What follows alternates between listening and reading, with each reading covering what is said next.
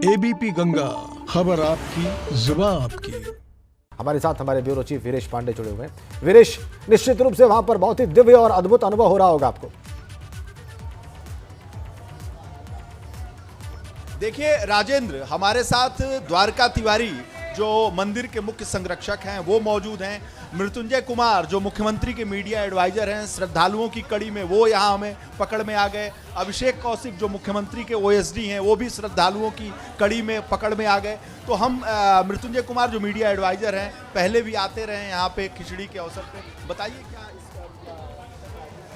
मैं तो ये कहना चाहूँगा कि अगर किसी को भारत को देखना है, भारत की सामाजिक संस्कृति को देखना है, एकजुटता को देखना है, तो यहाँ आकर देखें इस खिचड़ी में। यहाँ कोई भेदभाव नहीं, कोई जो जनसमुद्र आप बाहर देख रहे होंगे आते समय, आप देखिए उसमें पूरा भारत का एक स्वरूप दिखेगा।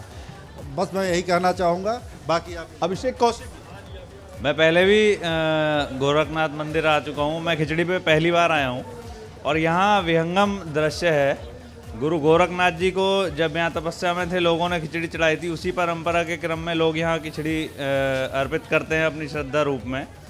और यहाँ पूरे क्षेत्र का मैं समझता हूँ इतना भीड़ और इतना जनाकर्षण है लोगों में खिचड़ी को लेकर जी, तो बहुत ही आनंददायक है। और इस समय मकर संक्रांति के दिन विष्णु भगवान असुरों का वध किया था और गुरु गोरखनाथ जी के मंदिर का भी ये इतिहास रहा है कि बुराई को समाप्त करके और अच्छाई की जीत दिलाने का काम गुरु गोरखनाथ जी के मंदिर ने लगातार किया है। तो इसी क्रम में मकर संक्रांति का पर्व हम लोग मना रहे हैं यहाँ पे। बहुत अच्छा लग रहा है मुझे। पंडित द्वारका तिवारी जी जो मंदिर के मुख्य संरक्षक हैं, जो इस पूरे विधि विधान को और परंपरा को बहुत नज़दीक से जानते हैं, वो बताइए दर्शकों को क्या है। देखिए, गोरखनाथ मंदिर गोरखपुर में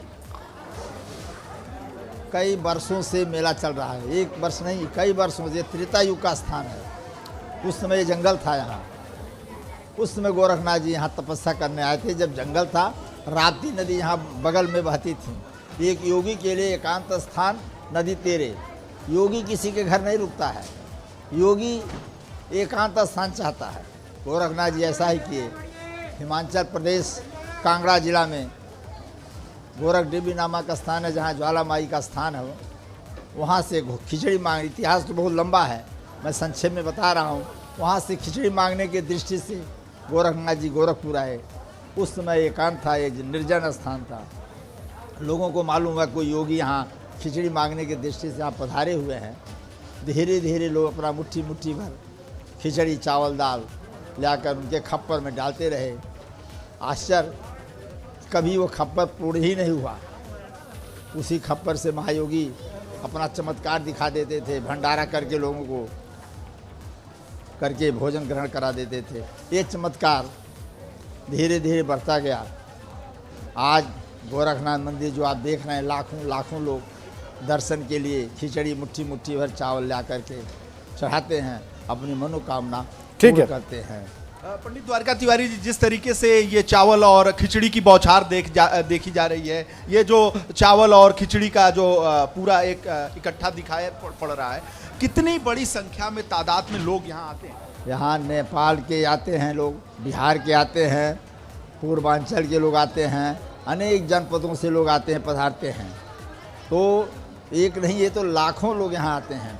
इतनी महामारी के बाद भी, कोरोना जो महामारी आज देश विदेश में फैली हुई है, उसके बाद भी यहाँ लोग दर्शन के लिए पधारे हुए हैं, दर्शन के लिए उमड़े हुए हैं। चाहे ये द्वारका तिवारी जो मंदिर के मुख्य संरक्षक हैं, योगी आदित्यनाथ जो मठाधीश हैं, उनके बाद इन्हीं का स्थान आता है जिन्होंने इस पूरे मामले से आप सभी को अवगत कराया, दर्शकों को बताया कि आखिर इस परंपरा क्या है, महिमा क्या है। बिल्कुल बिल्कुल बिल्कुल वीरेश, हमने दो तीन बातें देखी, दो तीन लोगों से आपने बात की, महत्वपूर्ण लोग हैं। मृत्युंजय जी हैं, कौशिक जी से आपने बात की, उसके बाद द्वारका तिवारी जी से भी आपने बात की, हमने मंदिर का इतिहास भी देखा, परंपरा भी जानी। बहुत धन्यवाद वीरेश आपका इन बातचीत के लिए और इन तस्वीरों के लिए।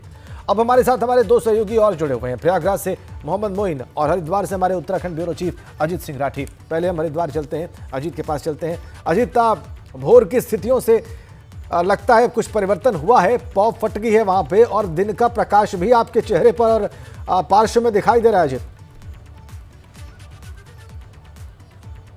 जी बिल्कुल राजेंद्र, आपने बिल्कुल सही कहा। तो अभी भगवान सूर्य थोड़ी धीरे धीरे दर्शन दे रहे हैं। वो कोहरे की जो घटाएं छाई हुई थी, जो छटा लगी थी, वो थोड़ी थोड़ी छट रही है। और जो बिल्कुल एकदम यहाँ पर कोहरा पूरा छा गया था, पूरा एकदम कवर्ड हो गई थी हर की पड़ी। और चूंकि आप जानते हैं जहाँ पानी होता है, जहाँ बहता हुआ पानी होता है, वहाँ कोहरे की मात्रा और भी ज़्यादा हो जाती है। और इस समय चूंकि अभी हर की पौड़ी पर हैं, हर की पौड़ी पर श्रद्धालुओं का आना जाना लगा हुआ है। प्रशासन की लगातार एक मुस्तैदी ये बनी हुई है कि जो लोग स्नान कर चुके हैं, जो 3 डुबकी लगा चुके हैं, उनको उनके गंतव्य के लिए, उनके प्रस्थान हेतु उनसे निवेदन किया जाए। वो लगातार बार बार कर भी रहे हैं। तो इस समय मैं अपने सहयोगी से कहूँगा कि वो ज़रा दिखाएं कि किस तरह की तस्वीरें हैं। अब थोड़ा कोहरा भी नहीं है। अब सामने जहाँ आप देख रहे होंगे, स्थान है जहाँ गंगा आरती होती है सुबह और शाम। और ये यहीं पर गंगा आरती होती है, यहीं गंगा मंदिर भी है। और ये आप श्रद्धालुओं को देख रहे होंगे कि किस तरह से भक्ति की शक्ति यहाँ दिखाई पड़ रही है। किस तरह से लोग सर्दी को धता बताकर, ठंडी और सर्द हवाओं को धता बताकर आस्था की डुबकी लगा रहे हैं। तो ये एक मकर संक्रांति का पर्व है राजेंद्र। और मकर संक्रांति का पर्व जिस दिन भगवान आशुतोष ने भगवान विष्णु को आत्मज्ञान दिया। और ये हरिद्वार है, हरिद्वार की अपनी अलग महत्ता है। यहाँ राजा दक्ष प्रजापति का मंदिर भी है, इसलिए हरिद्वार को भगवान शिव के ससुराल भी कहा जाता है। बिल्कुल और बिल्कुल। गंगा यहाँ पर आकर, ये पतित पावनी यहाँ पर आकर पहली बार मैदान में अपना बहना शुरू करती है। इसका विचरण यहाँ से मैदानी क्षेत्रों में होता है। इससे पहले जितने भी इसका गंगा मैया का एरिया है वो सब पर्वतीय क्षेत्र है।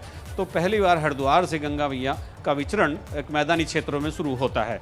तो ये एक यहाँ और चूंकि राजेंद्र आप देखते होंगे कि कई जगह ये सब चीज़ें आती हैं कि गंगा का पानी खराब हो गया, ये हो गया, लेकिन हरिद्वार में उस तरह की स्थितियां नहीं है। हरिद्वार में बिल्कुल वही शीतल कोमल निर्मल जल है, वो निरंतर बह रहा है। और गंगा और ये सुकून देने वाली बात है, अजीत, ये सुकून देने वाली बात है कि हरिद्वार में बने रहो। जी हरिद्वार में गंगा का जल जो है वो शीतल निर्मल है। और ये श्रद्धालुओं के लिए बहुत बड़ा अवसर है कि इस मौके पर, इस शुभ अवसर पर वो इसका आचमन करें, इसमें स्नान करें और पुण्य प्राप्त करें। प्रयागराज चलेंगे, मोइन के पास चलेंगे। मोइन, बताया गया है कि सुबह 8:30 बजे वो मुहूर्त है जब सूर्य का मूवमेंट होगा, उनका संक्रमण होगा। तो वो बहुत करीब आ गया है। क्या इस वजह से हलचल बढ़ी है गंगा तट पर स्नान करने वालों की? जी बिल्कुल, अगर हरिद्वार में एक तरफ मौसम साफ हो रहा है तो दूसरी तरफ संगम नगरी प्रयागराज का मौसम वो एक बार फिर से खराब हो गया है। सूर्य अभी तक नहीं निकला हुआ है और दूसरी तरफ जो कोहरा है वो फिर से वापस जो है वो बढ़ने सा लगा है। आप देख सकते हैं कि 7 बजे हमने आपको जो तस्वीरें दिखाई थी उसमें सब कुछ साफ था, तस्वीरें साफ नजर आ रही थी, लेकिन धुंध एक बार फिर से बढ़ती जा रही है। इस वक्त हम मौजूद हैं संगम के ठीक नजदीक, लेकिन आप ये समझ सकते हैं कि सूरज की आंख मिचौली के बावजूद जो श्रद्धालुओं की भीड़ है, उनकी आस्था है, उसमें कहीं कोई कमी नजर नहीं आ रही है। और वक्त के साथ जो श्रद्धालुओं का कारवां है वो लगातार संगम की तरफ बढ़ता चला जा रहा है। लोग आस्था की डुबकी लगा रहे हैं, पूजा अर्चना कर रहे हैं। और कहा जा सकता है कि यहाँ अकेले उत्तर प्रदेश ही नहीं बल्कि देश के कोने कोने से श्रद्धालु आए हुए हैं। और संगम का ये जो पूरा क्षेत्र है वो मिनी भारत के रूप में तब्दील हो चुका है। और यह भी कहा जा सकता है कि जो भारत का आध्यात्मिक वैभव है उसकी झलक हमको यहाँ पर देखने को मिल रही है। हमारे साथ तमाम श्रद्धालु हैं, हम उनसे बात करेंगे, जानने की कोशिश करेंगे कि ठंड के बावजूद, हड्डियों को कपा देने वाली ठंड है आज, अभी तक सूरज नहीं निकला है, उसके बावजूद आप बताइए, आपने सुबह सुबह स्नान किया, कहां से आए हुए हैं, क्या कामना इस मौके पर आपने की? मैं पटना से आया हुआ हूँ, मेरा नाम राजेश कुमार है और हमें बहुत ही अच्छा लग रहा है यहाँ पे आकर और माँ गंगे का स्नान करके बहुत अति प्रसन्न हुआ हूँ। और यहाँ के गवर्नमेंट जो योगी सरकार है उनकी तरफ से और पुलिस प्रशासन की तरफ से जो व्यवस्था है उससे हमें बहुत ही अच्छा लग रहा है और बहुत ही मनोरम लग रहा है। जी बिल्कुल, व्यवस्थाएं काफी कम समय में की गई थी, इसलिए सभी लोग इसकी तारीफ कर रहे हैं। कुछ और श्रद्धालु हैं, आप आगे आ जाइए, बताइए आज के इस खास मौके पर आपने किस तरह से पूजा अर्चना की है और क्या खास कामना की है आप? ये खास तौर पर मकर संक्रांति के दिन ये यहाँ मेला लगता है और हम भी यहाँ पे जैसे महाराष्ट्र से है, महाराष्ट्र अहमदनगर से है, तो हम यहाँ पे सर्विस करते हैं। तो इसी के दिन हमको आज छुट्टी दी गई है। बेटा आप बताइए, आप यहाँ पर आए हैं, ठंड नहीं लग रही है आपको? लग तो रही थी लेकिन अब नहीं उतनी है, अब थोड़ा अच्छा लग रहा है। तो बिल्कुल साफ तौर पर समझा जी, जा जी, सकता जी, है जी, कि मोइन, जो बिल्कुल। श्रद्धालु यहाँ पर आए हुए हैं, ठंड उनको जबरदस्त तरीके से लग रही है, हड्डियों को मोइन, कपा देने वाली ठंड है। बिल्कुल, लेकिन बिल्कुल, श्रद्धालुओं की आस्था में कोई कमी नहीं है, बिल्कुल। उनके विश्वास में कोई कमी नहीं जी। है। लोग आस्था की डुबकी लगा रहे हैं, पूजा अर्चना कर रहे हैं और कोरोना के खात्मे की कामना खास तौर पर कर रहे हैं। जी मोइन, बिल्कुल। सर्दियों में स्नान के पहले ठंड जरूर महसूस होती है, लेकिन इस तरह से अगर भक्ति की शक्ति के साथ स्नान करने व्यक्ति पहुंचे तो ठंड कैसे दूर हो जाती है वो आपने दिखाया और बताया। आप दोनों का बहुत धन्यवाद, अजीत सिंह राठी और मोहम्मद मोइन, हरिद्वार और प्रयागराज के स्नान के दृश्य दिखाने के लिए।